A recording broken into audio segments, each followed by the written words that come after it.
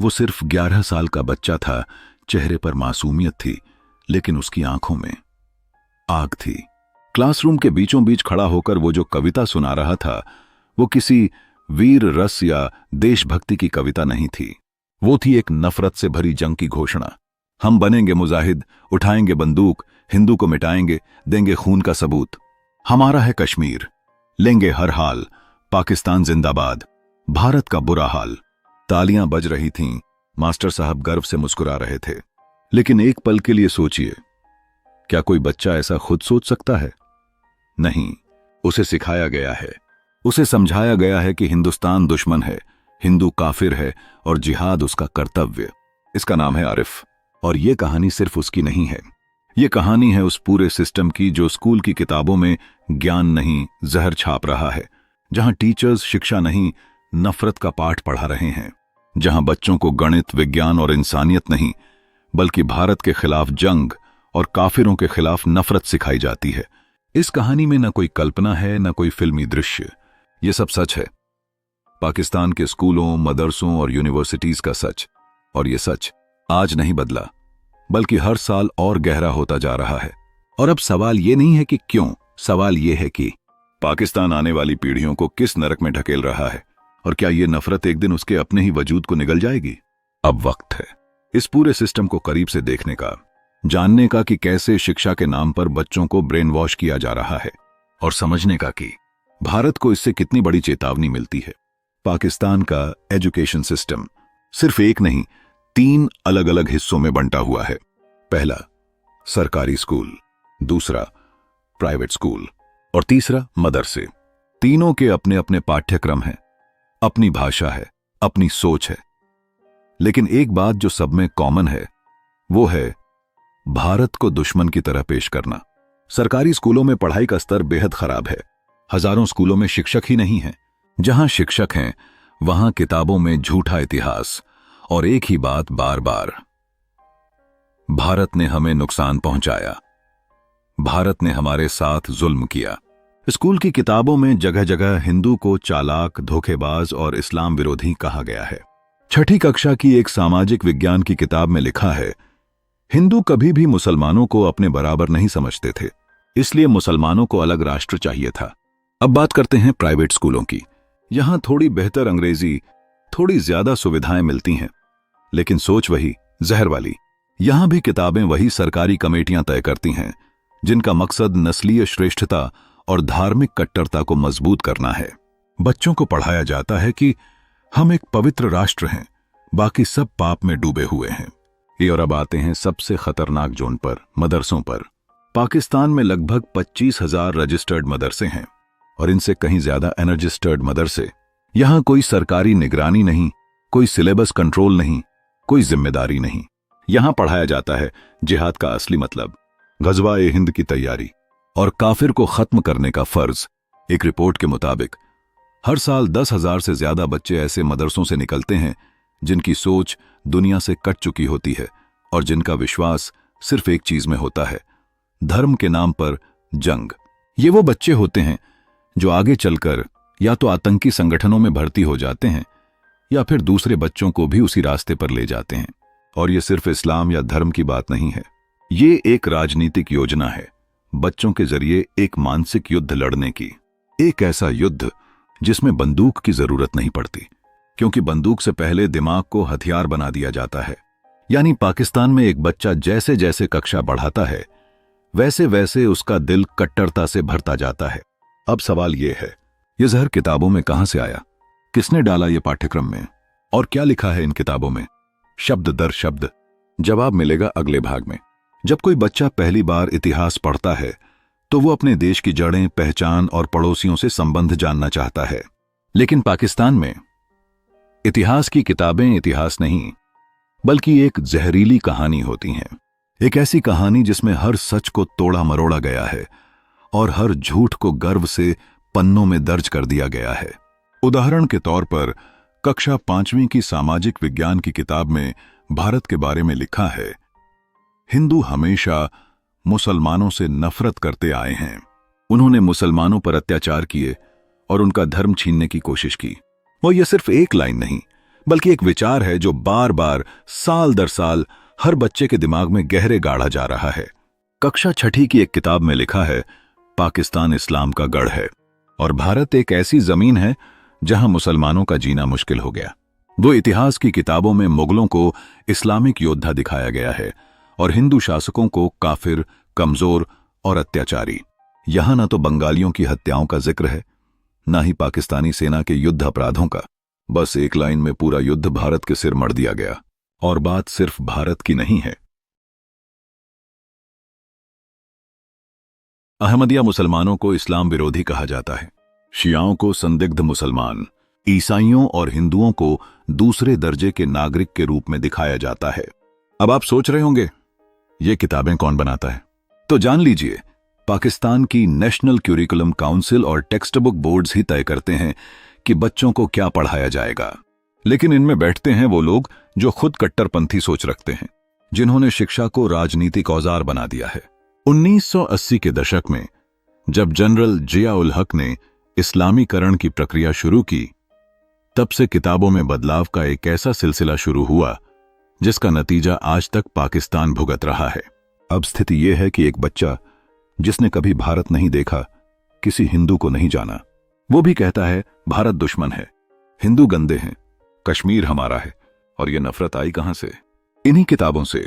यानी किताबों का पन्ना पन्ना एक हथियार बन चुका है जो बंदूक की गोली से ज्यादा गहरा जख्म कर सकता है दिमाग हमें। अब सोचिए, अगर इतिहास की किताबें ही झूठी हैं तो बच्चा क्या सीखेगा? और जब बच्चा बड़ा होगा तो उसका समाज क्या बनेगा?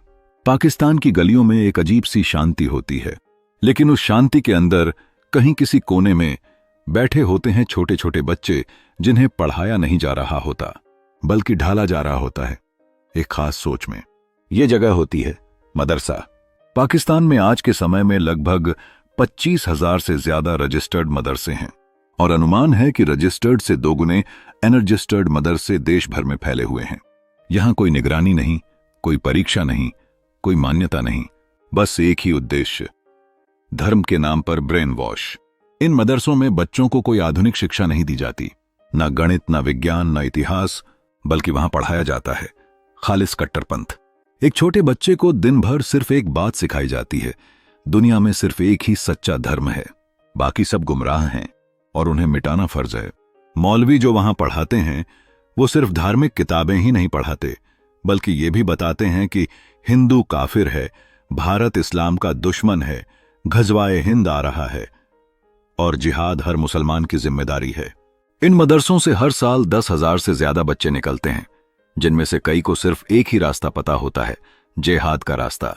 ये बच्चे बड़े होकर या तो तालिबान जैसे संगठनों में भर्ती होते हैं या फिर भारत और अफगानिस्तान जैसे देशों में आतंक फैलाने की ट्रेनिंग लेते हैं। और ध्यान दीजिए, इन बच्चों की उम्र होती है सिर्फ 6 साल से 15 साल के बीच। जब भारत में बच्चे कविता, विज्ञान और कला सीखते हैं, तब पाकिस्तान के ये बच्चे काफिर शब्द का मतलब, जिहाद का तरीका और जन्नत पाने का शॉर्टकट सीख रहे होते हैं। अक्सर इन मदरसों की फंडिंग विदेशी इस्लामिक संस्थाओं से होती है। कई मामलों में सऊदी अरब और खाड़ी देशों से पैसे आते हैं, तो कई बार ISI खुद इन मदरसों की देखरेख करती है।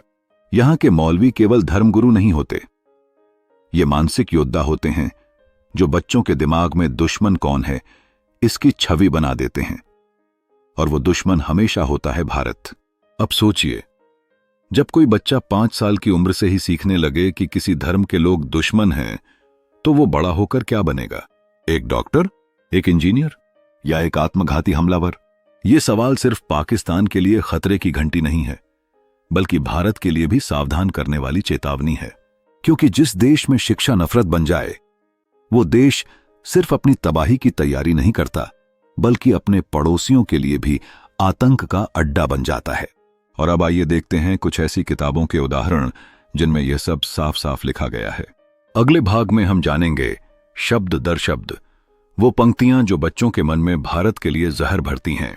अब वक्त है उन सबूतों को सामने रखने का, जिन्हें सालों से किताबों में छुपाकर एक पूरे देश की नस्ल को भारत से नफरत करना सिखाया गया।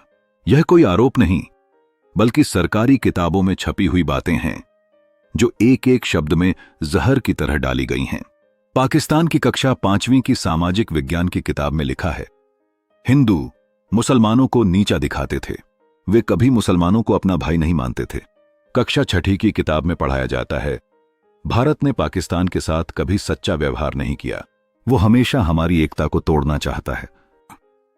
कक्षा 7वीं की इस्लामी इतिहास की किताब में एक पूरा अध्याय है जिसका शीर्षक है हिंदुओं का धूर्त व्यवहार और मुसलमानों की महानता। ये अब जरा कक्षा 9वीं की पाकिस्तान स्टडीज की किताब देखें। इसमें साफ साफ लिखा है, कश्मीर एक इस्लामिक भूमि है जिसे भारत ने जबरदस्ती अपने कब्जे में रखा है। भारत हमेशा पाकिस्तान के खिलाफ षड्यंत्र करता रहा है।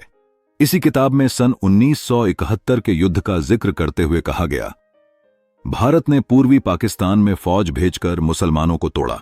यहां न तो बंगालियों के जनसंहार का जिक्र है, न ही 3 लाख महिलाओं के साथ हुए बलात्कारों का, न ही पाकिस्तानी सेना की हिंसा का। सिर्फ एक वाक्य, भारत ने पाकिस्तान को तोड़ा।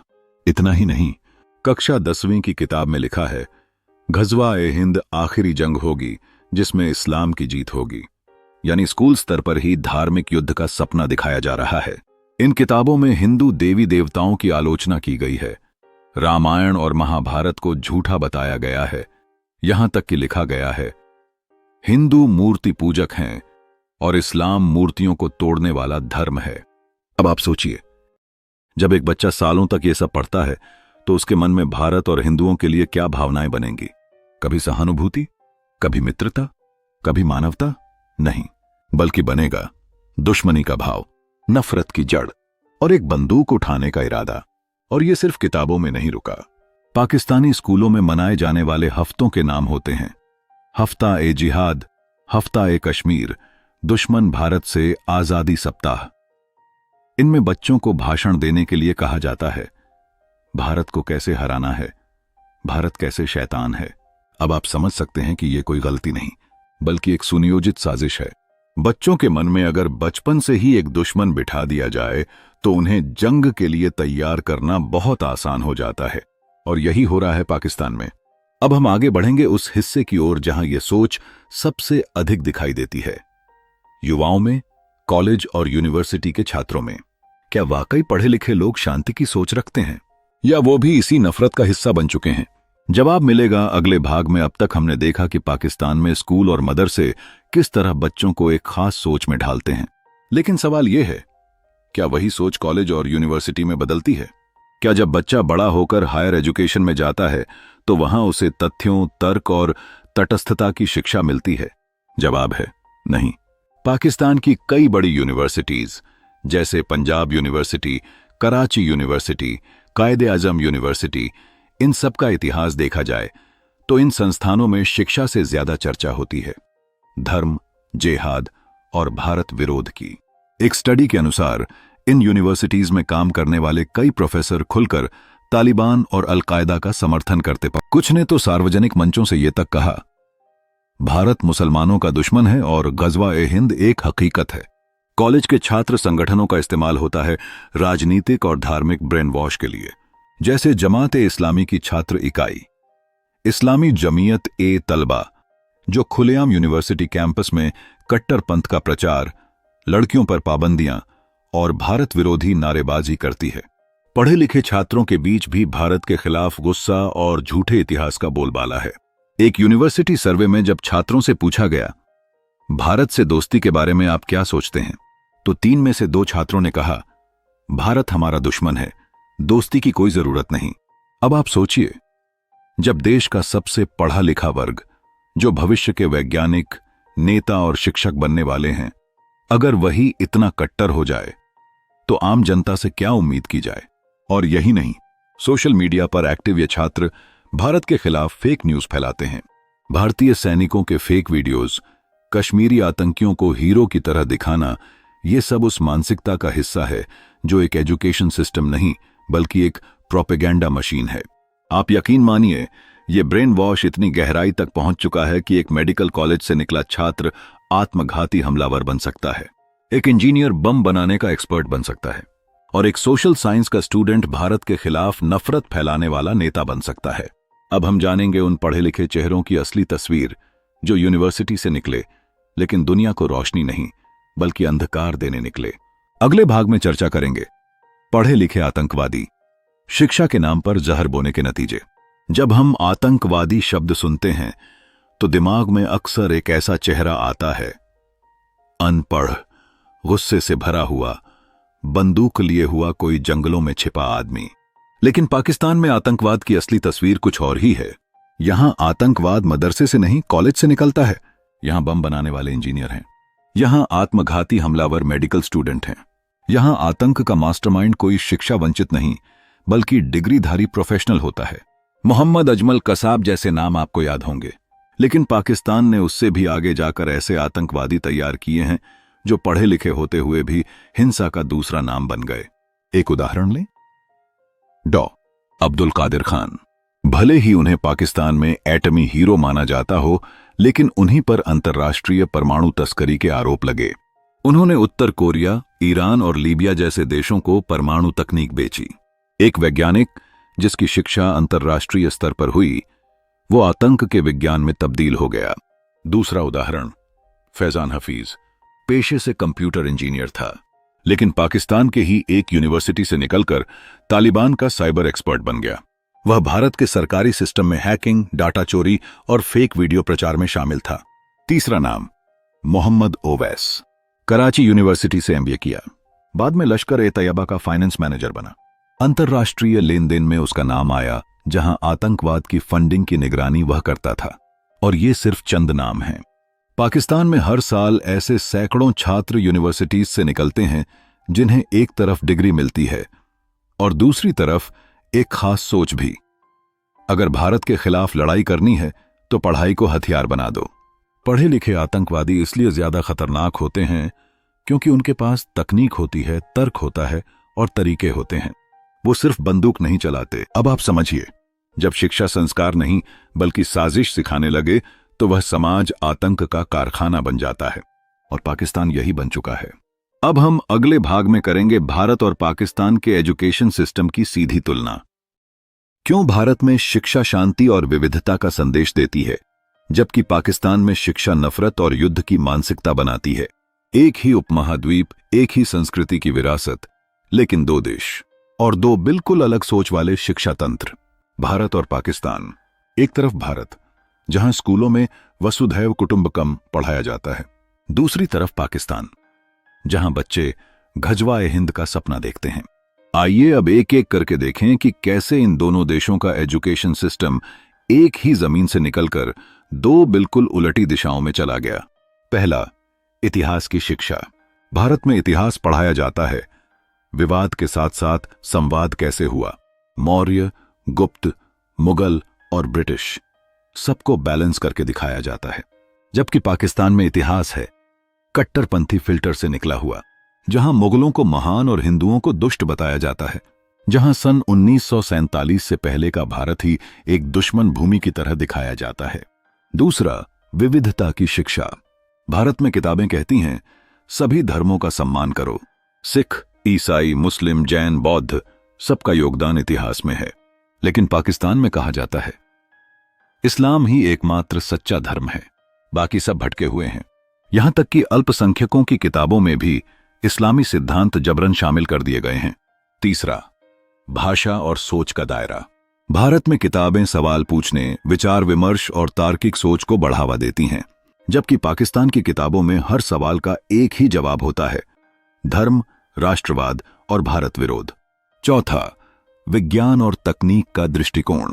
भारत के छात्र रोवर मंगल पर भेज रहे हैं, क्वांटम कंप्यूटिंग सीख रहे हैं, आर्टिफिशियल इंटेलिजेंस, स्पेस रिसर्च में कदम बढ़ा रहे हैं, जबकि पाकिस्तान के छात्र अभी भी इंटरनेट के फायदे और नुकसान में उलझे हुए हैं, क्योंकि वहां विज्ञान से पहले आता है मजहबी सेंसरशिप। पांचवां, एजुकेशन की आजादी। भारत में कोई भी छात्र किसी भी विषय पर रिसर्च कर सकता है, चाहे वो रामायण हो या कुरान। लेकिन पाकिस्तान में अगर किसी ने धार्मिक कट्टरता पर सवाल पूछ लिया तो या तो उस पर तौहीन-ए-इस्लाम का मुकदमा लग जाता है या वो गायब हो जाता है। यानी कि भारत की शिक्षा बच्चे को नागरिक बनाती है, जबकि पाकिस्तान की शिक्षा उसे सिपाही बनाती है। भारत में किताबें ज्ञान की खिड़की खोलती हैं, पाकिस्तान में किताबें नफरत का दरवाजा। अब सोचिए, जहां एक देश का बच्चा कविता, गणित और तारों से बात करना सीख रहा है, वहीं दूसरा बच्चा काफिर, जिहाद और घृणा की भाषा में ढल रहा है। ये केवल शिक्षा का फर्क नहीं है, ये सोच का युद्ध है। अब अगले भाग में जानेंगे इन सब का परिणाम क्या हुआ है, कैसे इस एजुकेशन सिस्टम ने पाकिस्तान को एक नफरतग्रस्त और अस्थिर राष्ट्र बना दिया है। अगर किसी खेत में बरसों तक सिर्फ जहर बोया जाए तो क्या उसमें कभी फूल खिल सकते हैं? पाकिस्तान की कहानी भी कुछ ऐसी ही है, जहां शिक्षा के नाम पर नफरत बोई गई, जहां किताबों में जंग लिखी गई, जहां बच्चों को बंदूक से बड़ा बना दिया गया। अब सवाल है, इस जहर का फल क्या निकला? पाकिस्तान की आज की पीढ़ी कैसी बन चुकी है? पहला नतीजा, कट्टर सोच का विस्फोट। आज पाकिस्तान में 3 में से 2 युवा मानते हैं कि भारत के साथ युद्ध जरूरी है। 2 इतनी पीढ़ियां ऐसी शिक्षा से निकली हैं जिन्होंने कभी भारत के बारे में तटस्थ बात नहीं पढ़ी। उन्हें सिर्फ यह बताया गया कि भारत दुश्मन है। दूसरा नतीजा, आतंक का सामान्यीकरण। आज पाकिस्तान में ऐसे लाखों युवा हैं जो आतंकी संगठनों को गैर कानूनी नहीं बल्कि मजहबी मानते हैं। उनके लिए लश्कर-ए-तैयबा, जैश-ए-मोहम्मद, टीटीपी ये सब कोई आतंकवादी गिरोह नहीं बल्कि धर्म की रक्षा करने वाले योद्धा हैं। तीसरा नतीजा, अंतर्राष्ट्रीय अलगाव। आज दुनिया का शायद ही कोई देश है जो पाकिस्तान को भरोसे के लायक रणनीतिक साझेदार मानता हो। शिक्षा से निकले प्रोपेगेंडा संबंधी नेता और अधिकारी दुनिया के मंच पर सिर्फ एक ही भाषा बोलते हैं, कश्मीर, भारत विरोध और मजहबी खतरा, जबकि बाकी दुनिया आगे बढ़ रही है तकनीक, विज्ञान, शोध और विकास की ओर। चौथा नतीजा, आत्मघात की मानसिकता। जब एक बच्चा बचपन से यही सुनता है कि मरने के बाद जन्नत है, काफिर को मारना पुण्य है, तो वो जिंदगी की कीमत नहीं समझता। इसका परिणाम ये हुआ कि पाकिस्तान दुनिया के उन देशों में से एक है जहां सबसे ज्यादा आत्मघाती हमलावर अपने ही देश में हमला करते हैं। पांचवां और सबसे दर्दनाक नतीजा, नफरत का वारिस बन चुकी नई पीढ़ी। आप सोशल मीडिया खोलिए, आपको लाखों ऐसे पाकिस्तानी युवा मिलेंगे जो भारत के बारे में कुछ भी अच्छा सुनना नहीं चाहते। उनके लिए भारत एला शत्रु, हिंदू एक काफिर, शांति एक कमजोरी और संवाद एक धोखा। अब सोचिए, जब एक देश की पीढ़ी पर पीढ़ी सिर्फ नफरत, जंग और धर्म के नाम पर ब्रेन वॉश हो, तो वह देश अपने भविष्य को कहां ले जाएगा? क्या वहां स्टार्टअप्स पैदा होंगे? क्या वहां नोबेल पुरस्कार मिलेंगे? क्या वहां विश्व को ज्ञान और विज्ञान मिलेगा? नहीं, वहां मिलेगा दरारों से भरा हुआ समाज जो हर पड़ोसी को दुश्मन समझता है और खुद को ही तबाह करता जाता है। अब अगले भाग में हम विश्लेषण करेंगे कि क्या पाकिस्तान कभी इस एजुकेशन सिस्टम से बाहर आ सकता है? क्या कोई समाधान है, या यह नफरत अनंत काल तक चलता रहेगा? अब तक हम जान चुके हैं कि पाकिस्तान का शिक्षा तंत्र किस हद तक नफरत और झूठ का बुनियादी ढांचा बन चुका है। हर किताब, हर क्लासरूम, हर शिक्षक, हर छात्र एक युद्ध का हिस्सा बना दिए गए हैं। तो अब बड़ा सवाल यह है, क्या पाकिस्तान इस स्थिति से बाहर आ सकता है? क्या वहां शिक्षा को जहर से मुक्ति मिल सकती है, या यह बीमारी अब लाइलाज हो चुकी है? सबसे पहले, अगर पाकिस्तान को अपने एजुकेशन सिस्टम को सुधारना है तो उसे 3 बड़े बदलाव करने होंगे। पहला, पाठ्यक्रम सिलेबस का पूर्ण पुनर्लेखन।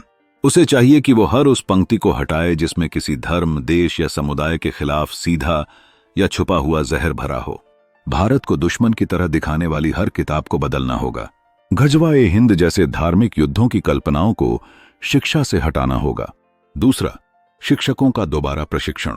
पाकिस्तान में लाखों शिक्षक ऐसे हैं जो खुद कट्टरपंथी सोच से प्रभावित हैं। जब तक शिक्षक ही नफरत की विचारधारा के वाहक बने रहेंगे, तब तक छात्र कभी नहीं बदल सकते। उन्हें समझाना होगा कि शिक्षा केवल धर्म नहीं सिखाती, शिक्षा सिखाती है विवेक, सहिष्णुता और मानवता। तीसरा, मदरसों को मुख्यधारा की शिक्षा में लाना। मदरसों को भी विज्ञान, गणित, समाजशास्त्र जैसे विषय पढ़ाने होंगे। सिर्फ कुरान की आयतें रटवाने से एक देश का भविष्य नहीं बनता। जब तक मदरसों में भी विविधता और आधुनिक सोच नहीं आएगी, पाकिस्तान 2 समानांतर दुनिया में बंटा रहेगा, एक कट्टरपंथी और दूसरी भ्रमित। लेकिन क्या यह बदलाव संभव है? तकनीकी रूप से हां, राजनीतिक रूप से नहीं, क्योंकि पाकिस्तान की राजनीति, फौज और धार्मिक ताकतें इन्हीं नफरती किताबों से अपनी सत्ता को मजबूत करती आई हैं। अगर शिक्षा तटस्थ और वैज्ञानिक हो गई तो यह शक्तियां कमजोर हो जाएंगी। और यही कारण है कि पाकिस्तान में हर बार जब कोई नया पाठ्यक्रम सुधार लाने की कोशिश करता है तो उस पर लगते हैं आरोप। इस्लाम के खिलाफ है, भारत की साजिश है, यहूदी एजेंडा है। यानी जहां सच्चाई को भी साजिश कहा जाए वहां सुधार की कोई उम्मीद कैसे की जाए। फिर भी हर अंधेरे में एक उम्मीद होती है। कुछ पाकिस्तानी बुद्धिजीवी, कुछ स्वतंत्र पत्रकार, कुछ सोशल एक्टिविस्ट आज भी नई सोच, नई किताबें और नई दिशा के लिए संघर्ष कर रहे हैं। वे जानते हैं कि अगर अगली पीढ़ी को बचाना है तो आज की किताबों से जहर निकालना ही होगा। समस्या बड़ी है लेकिन इलाज असंभव नहीं।